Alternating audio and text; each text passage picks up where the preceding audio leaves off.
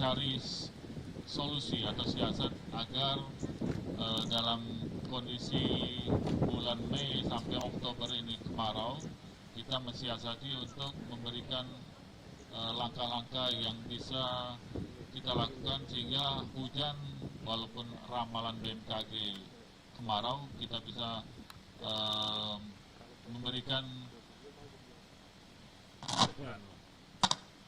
di daerah Sumatera Selatan. Walaupun memang sesuai ramalan dari BMKG, awan-awan yang ada di sekitar Sumatera Selatan relatif tipis, sehingga penyamaian yang dilakukan sudah mulai bulan yang lalu, walaupun tidak signifikan, tetapi juga cukup ada manfaat atau cukup memberikan nuansa hujan bagi Sumatera Selatan.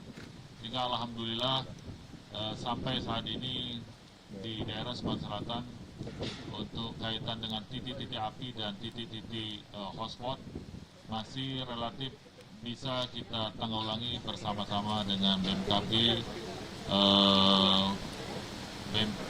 BPBD, dan seluruh organisasi yang memang peduli tentang api ini. Itu yang barangkali yang perlu kami sampaikan awal. Memang hujan ini menjadi pahlawan ya, di tengah kemarau dan ancaman potensi karhutlah sebetulnya, Jenderal ya. Nah sebetulnya kalau tentu ada titik api ya Pak ya, tapi mungkin jumlahnya yang tidak begitu banyak bila di-compare dengan tahun-tahun sebelumnya. Kalau dari BPBD sejauh ini bagaimana pantauan titik api dan mungkin ada mapping khusus yang dilakukan BPBD? Ya, jadi baik, terima kasih. Jadi memang berdasarkan pemantauan kami di posko bahwa memang telah terjadi peningkatan ya titik hotspot ya, bukan titik api, mulai Januari sampai dengan bulan Juni ini cukup signifikan meningkatnya, dari 2 digit sudah mencapai 3 digit. Tapi dari tingkat kerawanan sebenarnya potensi tersebut masih cukup relatif lebih aman, karena potensi kerawanan kita masih aman, kondisi lahan kita masih basah sebenarnya. Lain halnya kalau jumlahnya sudah meningkat, lahannya sudah kering, nah ini yang menjadi perhatian. Sekarang kita bersyukur kondisi lahan masih basah, walaupun yang disampaikan Pak dan Satgas operasi bahwa kita sudah mulai kemarau kita tidak hujan, kemaraunya tapi tidak hujannya, walaupun mungkin intensitasnya agak rendah. Untuk itu mungkin dioptimalkan operasi produksi, walaupun mungkin hasilnya ya, tapi usaha hasil nanti yang maha kuasa yang menentukan. Oke, baik. Nah kalau peran, maksud saya berapa jumlah pasukan TNI dari yang dipersiapkan untuk membantu ya, walaupun memang belum terlalu banyak seperti Karhutla, namun kan memang diperlukan SDM untuk melakukan itu. Mungkin Letkol Andi bisa menambah. Terima kasih Mas izin kemudian. Kami Mas dalam kegiatan Karhutla ini memang ini bentuknya Satgas. Artinya keterlibatan kita ada bersama-sama dengan komponen atau organisasi yang lain seperti BPBD, termasuk sudah dalam Satgas. Secara organisasi, apabila memang Satgas itu memang membutuhkan pelaksanaan di lapangan, kami menyiapkan personil khusus dari satuan kami sendiri ya. Saya tidak berbicara satuan yang lain atau komponen yang lain. Kami menyiapkan 100 orang. Kami menyiapkan 100 orang yang mana nanti apabila sewaktu-waktu mendapatkan perintah bergerak sesuai dengan titik-titik api ataupun sesuai dengan spot-spot yang memang sudah ditentukan oleh Komandan Satgas. Perlengkapan perorangan yang melekat, termasuk perlengkapan pembantu dalam rangka memadamkan api atau mengurangi tingkatnya asap. Demikian Mas. Terima kasih. Okay. Kalau wilayah yang sudah menjadi berdasarkan mapping yang statusnya sudah sangat rawan terjadi karhutla, wilayah mana saja Pak? Ada berapa mungkin dari 12 kabupaten jenderal? Wilayah yang kita bersyukur dari tadi yang disampaikan oleh Rob kita bahwa 2015, 2017, 2019 192 desa yang setiap tahun berpotensi untuk terjadinya karhutla, tetapi setelah 2019, 2020 dan sekarang ini daerah-daerah yang saya sampaikan tadi sudah jauh lebih menurun, karena memang kesadaran masyarakat, kesadaran dari semua perangkat-perangkat dan kesadaran dari semua instansi-instansi yang memang peduli tentang itu sudah sangat luar biasa, sehingga sehingga alhamdulillah daerah-daerah yang kita rawan tadi sudah relatif jauh berkurang. Itu yang pertama. Yang kedua, kabupaten yang masih rawan itu memang masih 4. Yang pertama Oki, Kabupaten Ogan Ilir, Kabupaten Musi Banyuasin, dan Kabupaten Banyuasin sendiri. Walaupun Kabupaten Pali juga tahun 2020 cukup mengambil alih, cukup banyak titik-titik hotspot yang terjadi di Kabupaten Bali. Itu yang barangkali yang signifikan, kabupaten-kabupaten yang memiliki potensi untuk terjadinya karhutla di wilayah. Memang kalau berbicara karhutla ini bukan hanya soal bagaimana kita siap untuk menghadapi karhutla, berapa personil yang diturunkan. Tapi tadi yang Jenderal katakan adalah bagaimana kesadaran masyarakat. Artinya bagaimana upaya untuk menyadarkan masyarakat sekitar di lahan tersebut agar mereka tidak membakar lahan. Karena kita tahu bahwa kebakaran hutan dan lahan ini terjadi bukan hanya karena alam saja, tapi juga karena ulah manusia. Jadi seperti apa juga bisa dilakukan? Memang kita akui bersama memang 99% itu akibat ulah manusia. Hanya 1% aja karena ada pergeseran gerakan bumi, ada pergeseran alam Karena pantulan cahaya dari mobil ya, kendaraan. Tapi 99% itu akibat ulah manusia.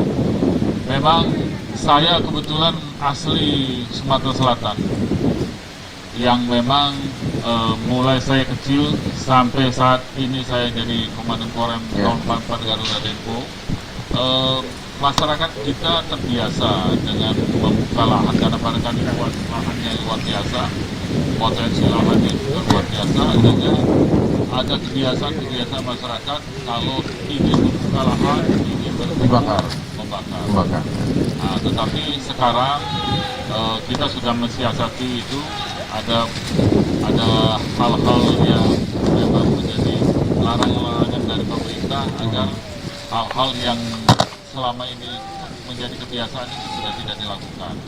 Kalaupun dilakukan dengan cara mensiasati, punya strategi, punya batasan-batasan sehingga pembakaran itu tidak berkembang jauh gitu. Karena ada pembatasan ditemui oleh masyarakat, ditemui oleh instansi, ditemui oleh perusahaan yang melakukan kegiatan. Satgas Karhutla juga melakukan pada masyarakat sekitar tentunya, Jenderal ya. Kemudian maksud saya bagaimana konkretnya mereka melakukan itu, Jenderal, untuk masyarakat sekitar? Apakah rutin mendatangi, kemudian menginformasikan dan sebagainya? Oke. Kita memang selama ini sudah memapping daerah mana saja yang selalu terjadinya kebakaran di hutan dan lahan itu. Kita mapping. Kita dengan masif bersama-sama BPBD, pemerintah daerah dan seluruh lapisan masyarakat yang memang peduli tentang itu, bersama-sama memberikan edukasi, memberikan sosialisasi agar kegiatan-kegiatan yang selama ini mereka lakukan tidak dilakukan. Baik. Oke, kita juga sudah hadir saat ini Kepala BMKG Meteorologi SMB 2, Pak Desindra Dedi Kurniawan. Selamat petang, Pak Desindra, kita ketemu lagi. Kemarin sempat ngobrol di studio, Pak. Nah, ini yang lebih paham soal cuaca nih. Tadi sudah ngobrol banyak dengan Jenderal, juga dengan Letkol Andi dan Pak Ansori soal penanganan dan sebagainya. Kita pengen tahu dari cuaca sekarang. Nah, kalau hari ini hujan, besok kemarau lagi, kering lagi. Apa yang terjadi sebetulnya? Apakah ada memang serangan El Nina ya?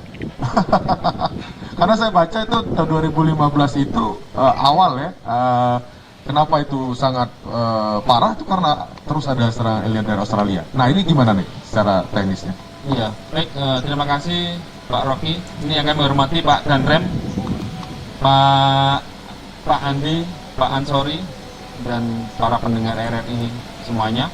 Assalamualaikum warahmatullahi wabarakatuh. Jadi kalau kita berbicara masalah cuaca dan iklim memang sangat menarik ya, karena memang kami kemarin sudah press release, begitu juga dengan BMKG pusat, kita sudah masuk awal musim kemarau. Tapi masyarakat banyak yang nanya, ini katanya kemarau kok masih ada hujan aja.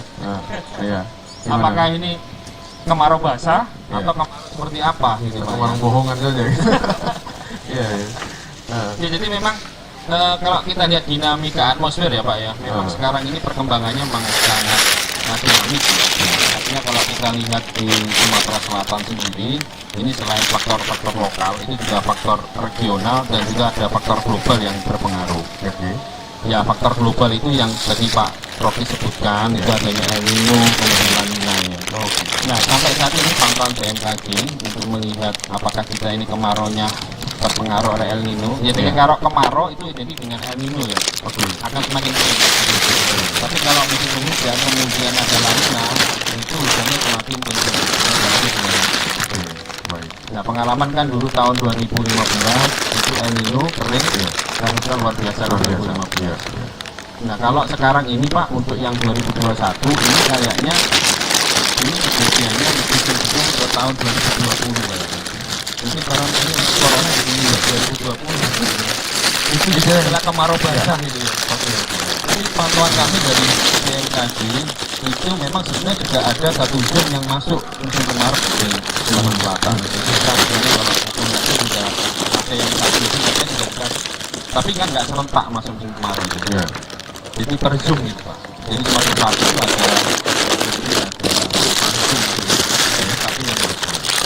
artinya akan nah, akan kita pantau. Jadi kalau memang hujannya itu nanti kurang dari 50 mm kemudian diikuti oleh 2 kejadian selanjutnya, itu kita sudah pastikan musim kemarau. Tapi kalau belum di bawah 50 mm itu berarti belum masuk musim kemarau memang.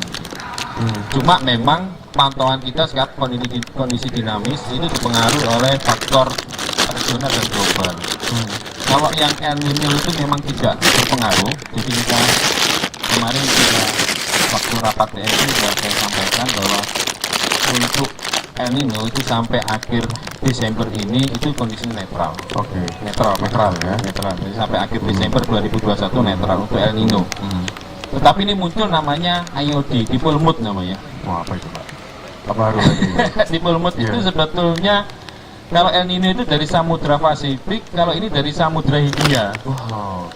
Baik. Jadi ini sekarang Lebih ini parah atau gimana kondisinya? Maksudnya gimana? maksudnya jadi begini, kalau IOD-nya itu dipole mood-nya itu nilainya negatif, di atas 0,4 negatif Pak. Artinya masa uap air yang Samudra Hindia sebelah barat atau sebelah timur Afrika itu ketarik ke Samudra Hindia sebelah baratnya Sumatera. Makanya sekarang ini kok kelihatannya kemarau, nggak ada hujan ya. Jadi dinamika ini yang berpengaruh Pak. Jadi uap air itu yang dari Samudra Hindia banyak ketarik ke wilayah Sumatera, sehingga ini menyebabkan potensi curah hujan yang lumayan lah. Ya, jadi seperti prediksi kami itu kemarin sampai dasarian 1 bahkan pertengahan Juli itu masih ada peluang hujan Pak. Baik pendengar, kita akan lanjutkan kembali. Anda juga bisa mencoba untuk menghubungi kami di line telepon yang sudah kami sediakan di YouTube ya. Anda bisa telepon kami akan segera kembali setelah yang satu ini.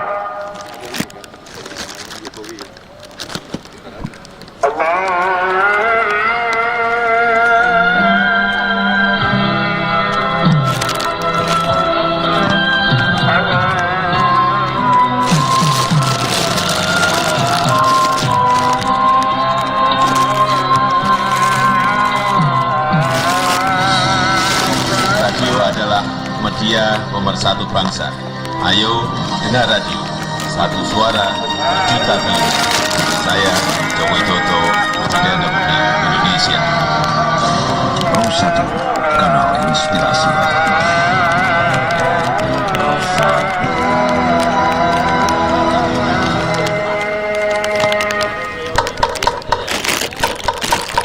Waktunya kentongan.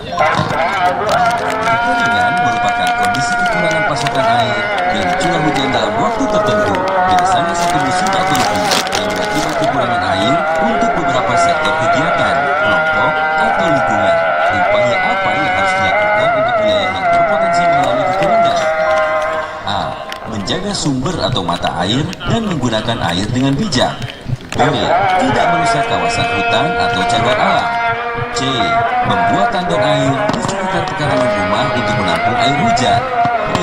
Semuanya benar. Jawaban yang benar adalah D. Semua benar. Jaga dan kelola lingkungan kita agar stok air tetap cukup dan kekeringan tidak menjadi bencana. Pesan ini disampaikan oleh Radio Republik Indonesia. Masih bersama Anda, dialog interaktif perencanaan kentongan, sinergitas dan keterpatuan dalam penanganan dan pencegahan kebakaran hutan dan lahan di Sumatera Selatan.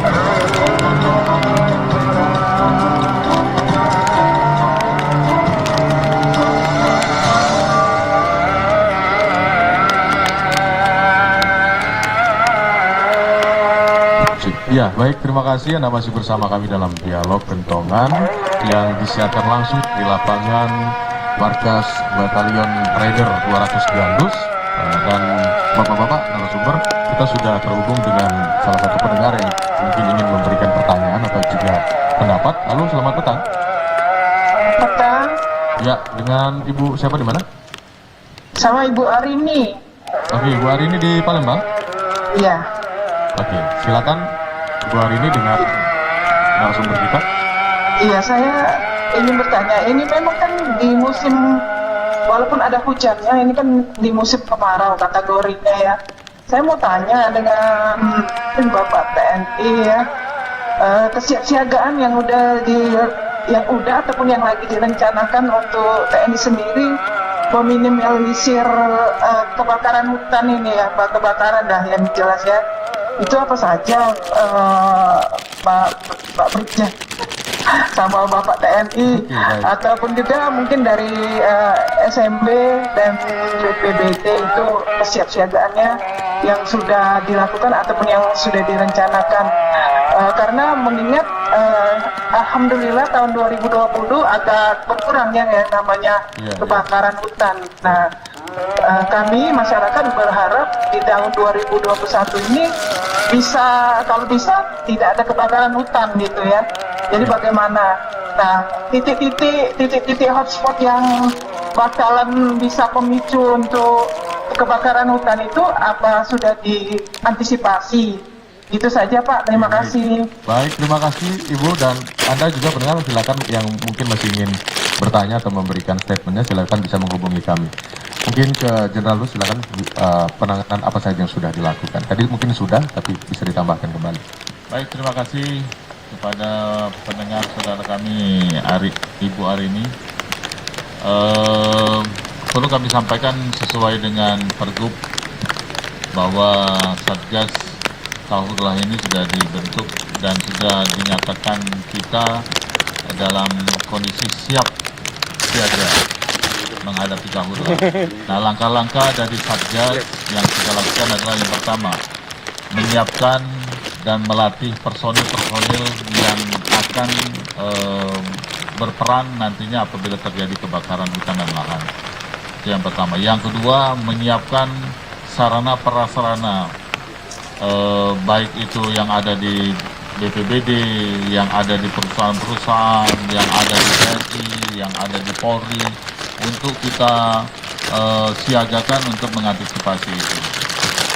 Dan selanjutnya kita laksanakan kegiatan-kegiatan sosialisasi dan melakukan kegiatan edukasi kepada masyarakat, terutama yang kami sampaikan tadi desa-desa yang selama ini hampir setiap tahun terjadi kebakaran hutan dan lahan di desanya.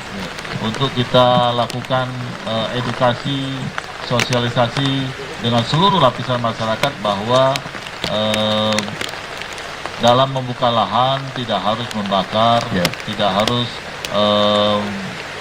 melaksanakan kegiatan-kegiatan yang dapat merugikan baik diri kita, masyarakat, bangsa dan negara gitu. Kita tentunya tidak mengharapkan kejadian di 2015, 2017 dan 2015 di mana kita banyak mengekspor asap ke negara-negara sahabat, tidak terjadi di 2000, alhamdulillah di 2020 dan 2021 walaupun menurut ramalan BMKG sudah memasuki musim kemarau, alhamdulillah juga sampai saat ini juga kita sekarang ini kita berdialog ini juga dalam kondisi hujan. Dalam kondisi hujan di sini.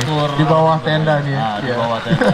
Alhamdulillah. Itu berkat doa semua warga masyarakat Sumatera Selatan sehingga doa itu dijawab. Karena memang di Satgas itu sendiri perlu kita sampaikan bahwa ada 6 sub-satgas di bawah saya. Ada sub-satgas darat, ada sub-satgas udara, ada sub-satgas penegakan hukum, ada sub-satgas kabupaten kota, ada sub-satgas sosialisasi, ada sub-satgas kesehatan, dan terakhir ada sub-satgas doa. Nah, inilah salah satunya kita selalu rutin. Itu benar ada Ya, ada sub-satgas doa yang rutin kita lakukan, mengajak seluruh masyarakat terutama pesantren-pesantren, tempat-tempat kita libatkan semua untuk memberikan salawat-salawat, memberikan pujian-pujian untuk agar Sumatera Selatan tetap kondisinya bebas dan juga COVID gitu ya. Alhamdulillah, mudah-mudahan seperti itu terus. Sebetulnya tugas saya tadi Jenderal menggambarkan bagaimana kita di bawah tenda ini sedang kondisi hujan. Jadi memang kita sedang melakukan siaran langsung ini di hampir di tengah lapangan ini di bawah tenda dan kondisinya hujan. Alhamdulillah. Kita membahas karhutlah masalahnya kan. Mungkin Letkol Andi bisa menambahkan yang ditanyakan oleh Ibu Arini tadi soal kesiapsiagaan ini. Ya, terima kasih. Terima kasih Bu Arini. Tentunya kami dari pihak TNI kami siap perintah. Nah, alhamdulillah memang belakangan ini kan kita yang tadi sudah disampaikan kemarau tapi kemarau basah dan ini memang ini kita harapkan nih semoga proses seperti ini ya Pak Indra ya. Tetapi terlepas dari itu kami pun tetap melakukan penyiapan.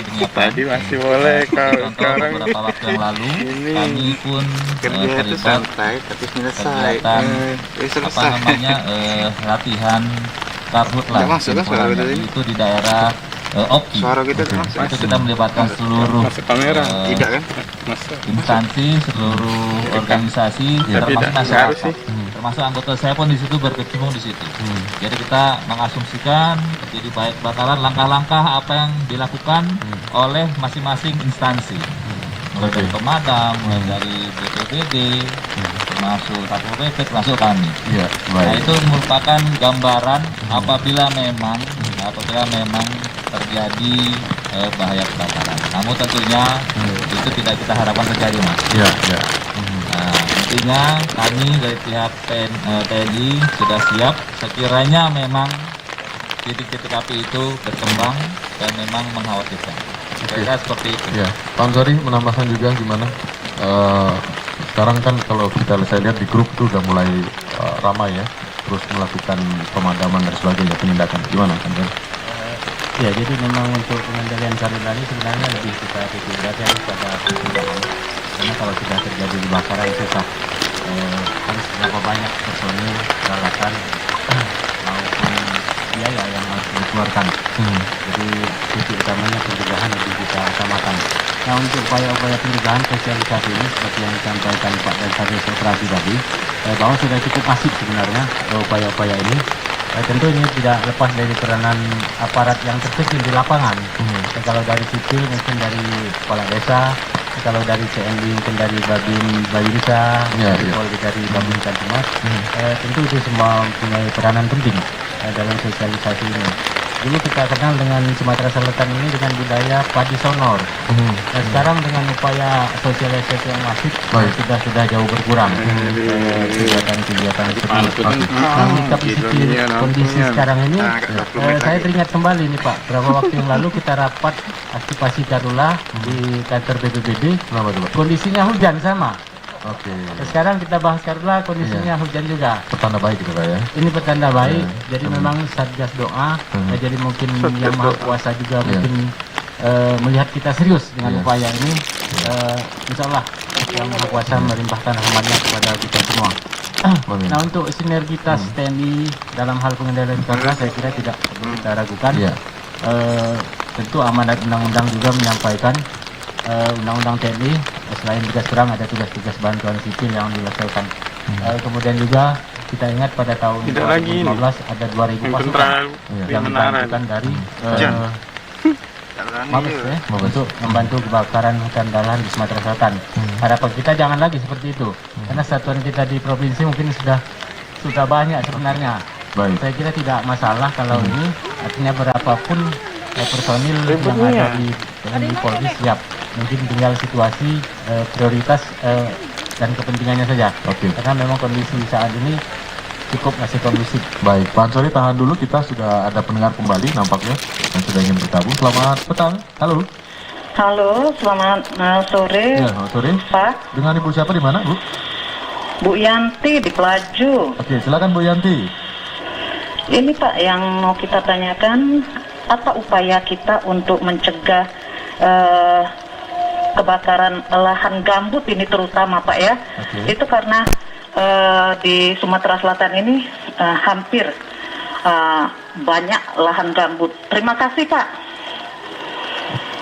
Ya baik, terima kasih Bu Yanti. Silakan Anda yang masih ingin bergabung masih punya kesempatan. Lahan gambut ya, mungkin Pak Ansori kembali bisa menjawab. Gimana?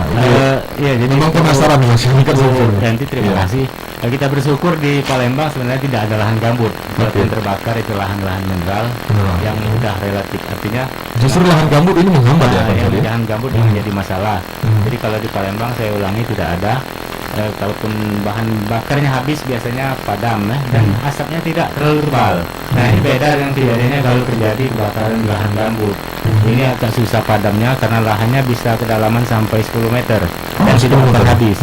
Kemudian apinya juga tidak terlihat, yang ada asapnya. Nah, untuk upaya pemadaman sangat sulit, kecuali harus dibasahkan benar. Betul-betul dibasahkan. Jadi upaya-upaya pemadaman baik darat maupun udara itu relatif tidak mampu sebenarnya. Tapi ini tentu harus kita lakukan karena upaya kita. Karena tugas negara adalah melindungi masyarakat termasuk dari ancaman bencana. Jadi apapun itu kita harus lakukan walaupun mungkin hasilnya tidak signifikan. Tentu kembali ke Pak dan Satgas Operasi tadi sampaikan 99% karena ulah manusia. Artinya bagaimana lahan gambut itu dibakar ya tentu masyarakat yang jangan membakar. Nah, itu jadi dengan kesempatan yang baik ini kami juga menyampaikan kepada pemirsa sekalian RRI di mana saja berada untuk memperhatikan wilayahnya untuk tidak terjadinya kebakaran tersebut. Artinya mampu mencegah. Jadi kalau sudah dicegah insya Allah ke depan aman.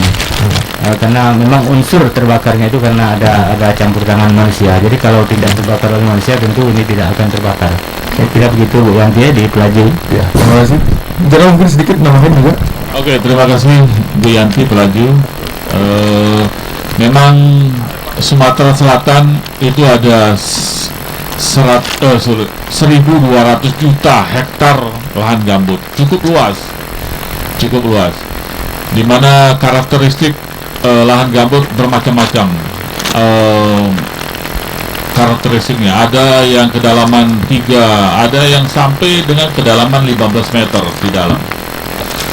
Nah, alhamdulillah juga kita TNI dengan selalu berupaya melakukan inovasi, melakukan kegiatan-kegiatan, melakukan uji coba, sehingga harapan kita lahan gambut yang tadi disampaikan Ibu Yanti tadi tidak terjadi kebakaran di sana.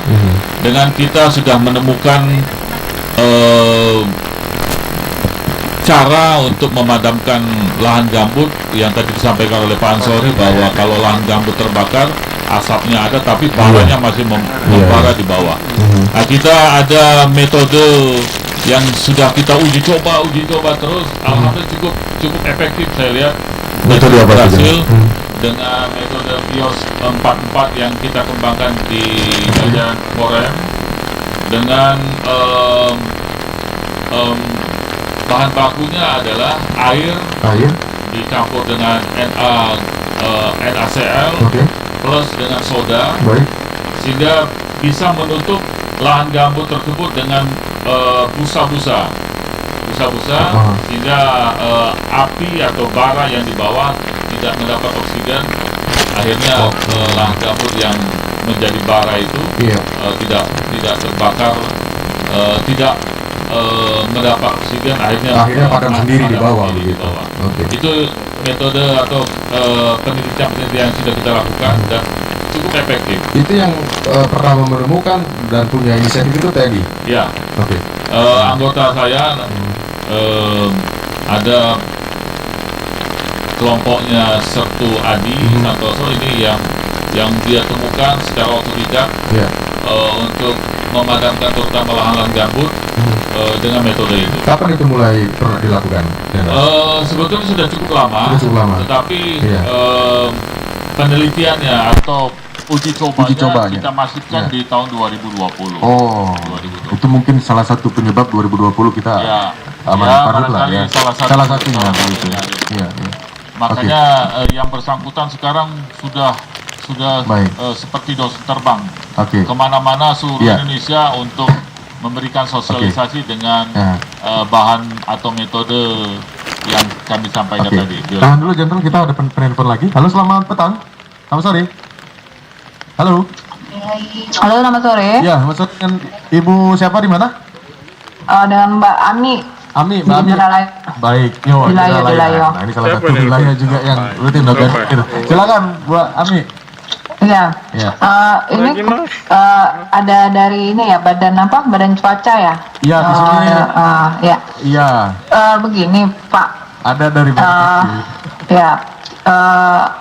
kita kan tinggal di wilayah Indralayo, di Indralaya. Nah, di sini kan daerahnya banyak hutan nih. Nah, kadang-kadang di wilayah kampus kita sendiri kering kerontang seperti itu. Nah, apa yang menyebabkan ini ya? Karena kan kadang-kadang ada api timbul sendiri tiba-tiba kebakaran, atau memang kemarau yang cukup tinggi ini menyebabkan lahan itu terbakar dengan sendirinya, atau api yang sedikit saja mudah membakar wilayah di dalam kampus ini, maksudnya seperti itu. Nah, itu menjadi meresahkan kita karena kan asapnya itu yang mengganggu. Kalau api kan bisa cepat dipadamkan seperti itu. Nah, yang ingin saya tanyakan lagi, untuk prediksi di 2021 ini, bagaimana Karhutla di Sumatera Selatan? Karena saya sendiri asalnya dari Kabupaten Moba. Terima kasih. Terima kasih Bu Ami. Ya, tinggalnya di Indralaya tapi orang Moba. Katanya mungkin kuliahnya di Indralaya. Pak Desindra silakan. Mungkin pengaruh Mbak Desindra. Kenapa ini? Baik, terima kasih. Tadi dari Ibu siapa? Ibu Ami. Iya, Ibu Ami. Terima kasih atas pertanyaannya kepada kami. Jadi memang kalau kondisi sekarang ini kan kita memang memasuki awal kemarau. Jadi awal kemarau itu secara meteorologis itu memang tingkat kandungan air itu memang berkurang kan, karena pertama dipengaruhi oleh faktor hujan yang sudah mulai berkurang. Memang rata-rata kalau di musim kemarau itu curah hujannya dalam satu harian itu kurang dari 50 mm. Nah, tingkat inilah yang menyebabkan lapisan permukaan tanah itu juga menjadi kering karena kurangnya intensitas hujan yang terjadi, baik itu di wilayah Indralaya maupun di wilayah Moba juga ya. Nah, tetapi ini akan tadi sampaikan juga kondisinya seperti apa, apakah sama dengan tahun kemarin 2020 atau seperti apa gitu ya. Kalau yang tahun 2021 ini memang cenderung kondisinya seperti tahun 2020. Ya, istilahnya kalau masyarakat awam disebut kemarau basah tadi. Kemarau basah. Okay. Ya, jadi kondisinya nanti kemarau itu ada hujan, tetapi hujannya itu masih dalam batas kategori tidak ekstrim gitu loh. Masih di bawah 50 mm tadi. Patokannya itu, Pak, dalam satu dasarian itu. Nah, tetapi yang perlu diwaspadai di sini adalah ini kita kan lagi bergerak nih Juni, Juli, yang perlu diwaspadai nanti itu sebenarnya Agustus, September itu di saat puncak musim kemarau itu. Nah, potensi hotspot itu pasti akan lebih meningkat daripada bulan-bulan sebelumnya. Karena itu tadi karena korelasinya dengan curah hujan yang sudah mulai tipis berkurang, ya tingkat kebasahan permukaan tanah juga semakin berkurang. Nah, potensi kebakaran itu semakin besar. Tetapi sekali lagi itu balik tadi seperti disampaikan oleh Pak Danrem dan Pak BPBD Pak Ansori bahwa tetap harus waspada terhadap ulama usia tadi itu, Pak. Oke. Ya, karena tidak akan terbakar sih, tapi ada pemicunya di situ. Baik. Nah, meskipun kemarau ini adalah kemarau basah, tapi teknik modifikasi cuaca ini sebetulnya sudah di awal dilakukan ya, Jenderal ya. Memang kayak menjadi sasaran utama begitu untuk pencegahan. Walaupun ini kita tahu Pak sudah basah gitu. Terima kasih. Sesuai dengan instruksi Bapak Gubernur bahwa apabila seminggu kita tidak ada curah hujan, kita berupaya untuk melakukan modifikasi teknologi dengan modifikasi cuaca TMC. Sehingga kita harapkan kita menyemai garam bisa terjadinya turun hujan di wilayah-wilayah yang memang kita anggap rawan karhutlah di situ. Memang kita akui bersama tadi disampaikan oleh Pak Indra bahwa sampai saat ini Sumatera Selatan masih relatif walaupun misalnya sudah kadarnya sudah agak berkurang, tapi masih terjadi hujan yang cukup bisa membasahi lahan di Sumatera Selatan. Kalau waterbombing Pak Ansori gimana? Rutin dilakukan? Kemarin kan saya lihat ada beberapa kebakaran itu melalui pemadaman darat atau juga waterbombing? Ya, jadi ini ada mekanisme tersendiri sebenarnya untuk pelaksanaan waterbombing, ada dan satgas udaranya. Ya. Jadi berdasarkan pertama laporan masyarakat bahwa terjadi kebakaran ataupun hasil patroli udara, ketika terlihat terjadinya kebakaran disampaikan ke posko dan satgas udara, kemudian dipertimbangkan untuk dilaksanakan pemadaman melalui waterbombing atau darat. Jadi kalau itu perlu pemadaman darat karena kondisinya memungkinkan, lokasinya bisa diakses, ada air, mudah dijangkau, tentu tim dari Satgas untuk memintakan kepada satuan terdekat kalau terjadinya di Muara ini, mungkin ke Muara ini untuk dilakukan pemadaman darat. Tapi kalau memang berdasarkan penilaian kondisinya ekstrim, harus cepat segera diatasi. Kondisi cuaca air mungkin jauh, akses jalan sulit, itu baru kita laksanakan waterbombing. Mungkin ada tambahan dari Pak. Ada tambahan sedikit ya.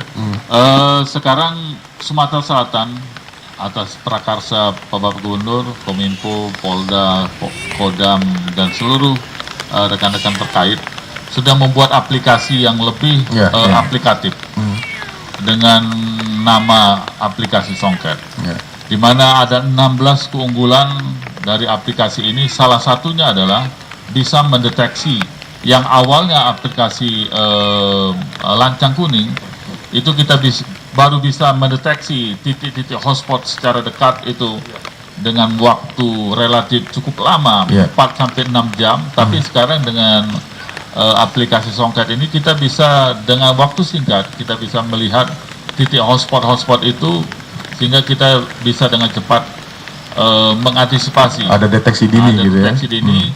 Kita sudah diberikan jalan mana yang paling dekat. Titik-titik air di mana yang bisa kita ambil.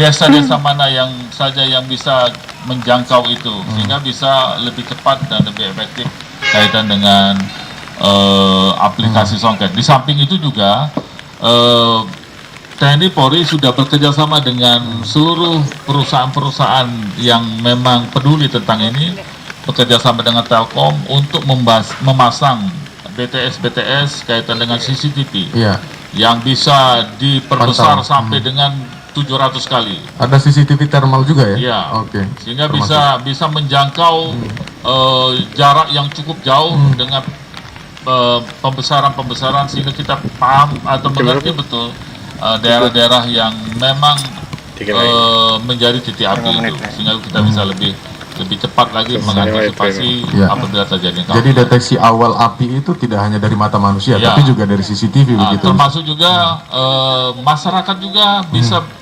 langsung bisa melakukan memberikan informasi, melakukan informasi, menyampaikan titiknya di mana, bisa langsung interaktif kepada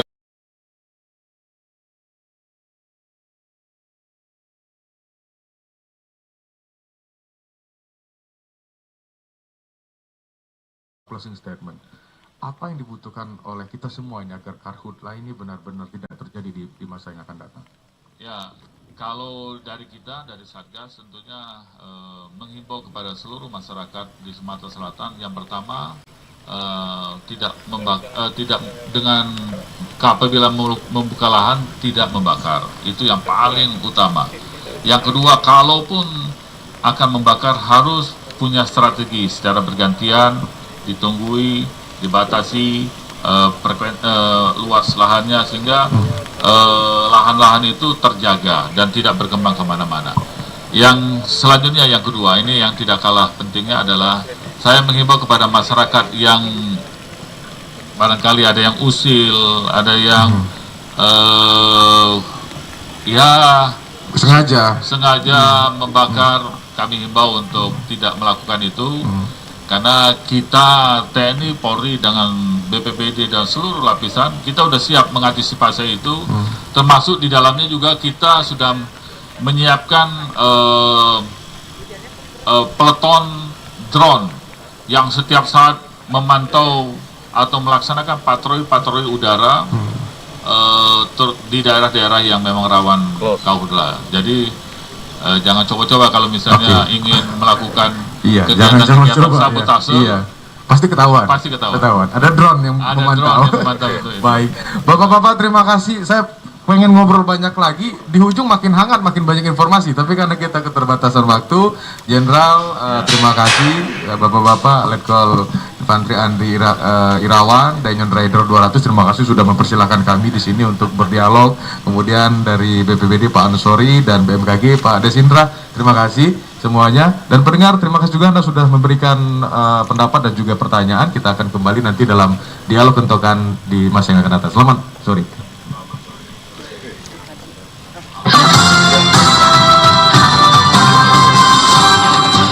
Demikian telah kita ikuti dialog interaktif kebencanaan kentongan, sinergitas dan keterpaduan dalam penanganan dan pencegahan kebakaran hutan dan lahan di Sumatera Selatan. Terima kasih untuk perhatian Anda. Sampai jumpa.